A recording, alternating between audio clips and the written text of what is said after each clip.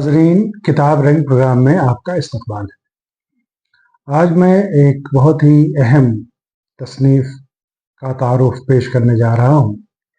ये बुनियादी तौर पर अमरोहा से इनका ताल्लुक़ है, लेकिन कई दिहाइयों से दुबई में मुक़ीम है। खलीज में उर्दू की शमा रोशन करने वालों में तक़दीस नकवी का एक अहम नाम है।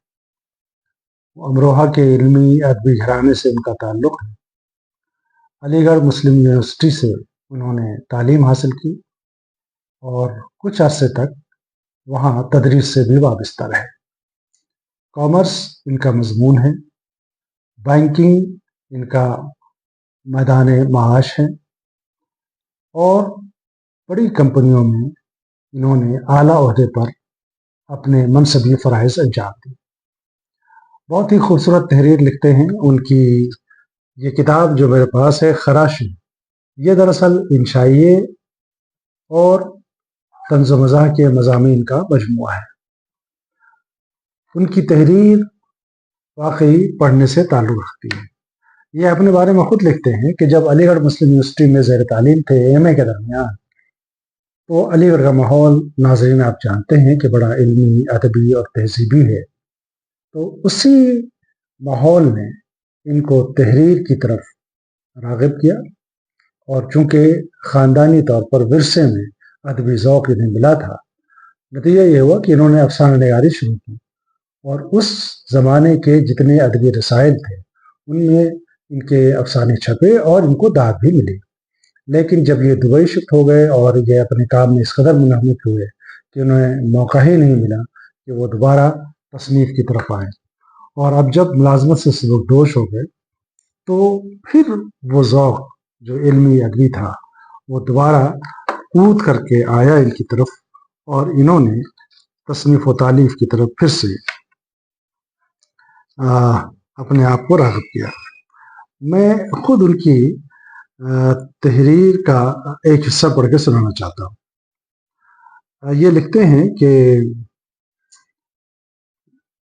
2 साल क़याम के दौरान, यानी ये अलीगढ़ का ज़िक्र है, मैं दरमियान से पढ़ रहा हूँ, हालांकि इससे पहले इन्होंने और भी किसी मंजर का जिक्र किया है, लेकिन यहाँ से नाजरीन को यह इक़्तिबास समझ में आ जाएगा कि 2 साल क़याम के दौरान वहाँ लेक्चरशिप की जिम्मेदारियों के बोझ तले अदब के तख्लीकी शौक़ की कमर मज़ीद ख़म होने लगी और जब इराक़ से दुबई में मुंतक़िली पर प्रोफेशनल कैरियर की सीढ़ी के अगले पायदान पर कदम रखा तो तायरे शौक़े अफ़साना निगारी के पर मज़ीद उतरना पड़े।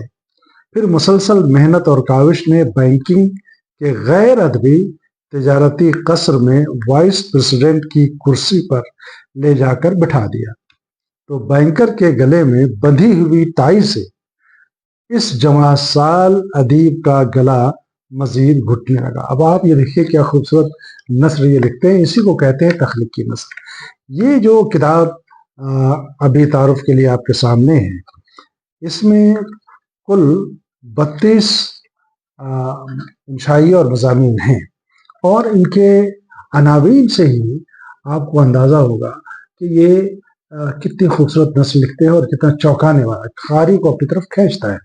जैसे वो पहला है, वो मर्सिया कलम, इम्तिहान के जूते, बेचारा ताजमहल और धुआं धुआं का विकास और ये न थी हमारी किस्मत। इस तरह के मज़ामीन तो खुद ये अनावीन हमें चौंकाते हैं।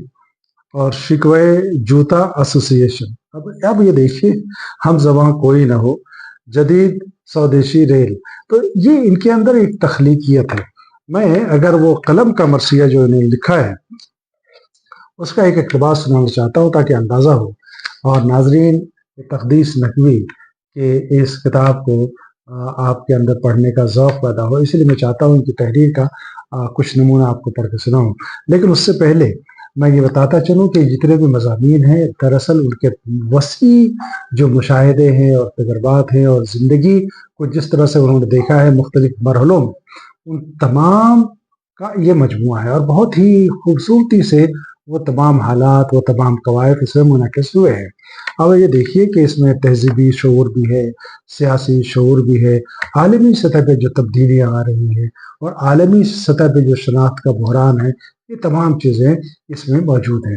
بس میں چاہتا ہوں کہ ان کے مضامین کو آپ پڑھیے گھر بیٹھ کر کے، لیکن قلم کے حوالے سے کہ قلم یہ زمانے قدیم کا وہ اعلی تحریر ہے۔ دیکھیے لاسٹ میں آخر میں ایک جملہ لکھتے ہیں کہ اب وہ دور دور نہیں کہ قلم عجائب خانے کی زینت بن جائے اور ہمارا رشتہ قلم سے ختم ہو جائے۔ یہ بہت بڑا المیہ ہے کہ جس طرح سے آج ہم ڈیجیٹل ٹیکنالوجی کے سہارے تمام علوم کو حاصل کرنا چاہتے ہیں اور لکھنے کی مشق کو تقریباً تو ختم ہی ہے، تو اب وہ خط کی روایت ختم ہو گئی، میل نے اس کی جگہ لے لی، میل کی روایت کو بھی واٹس ایپ اس پر حاوی ہو گیا۔ تو اس طرح سے انہوں نے قلم کا مرثیہ لکھا ہے اور یہ آخر میں کہا ہے کہ وہ دور دور نہیں کہ قلم جو ہے زینت بن جائے عجائب خانے کی۔ تو یہ دراصل وہی شخص لکھ سکتا ہے جو سوچتا ہے، جس کے اندر تخلیقی صلاحیت ہو، جس کے اندر ادبی ذوق ہو۔ تو میں جناب تقدیس نقوی صاحب کو مبارکباد پیش کرتا ہوں اس اہم تصنیف کے لیے، اور امید کرتا ہوں کہ قارئین اس کو پڑھیں گے۔ یہ کتاب خود ان کے ادارے سے شائع ہوئی ہے اور اس ادارے کا نام ہے تہذیب عالیہ پبلیکیشنز امروہہ۔ یہ دستیاب ہے ہندوستان میں، اور ممکن ہے کہ ورلڈ اردو ایسوسی ایشن کی جو ای بک کی لائبریری ہے اس پر بھی میں اس کو شائع کروں۔ بہت شکریہ۔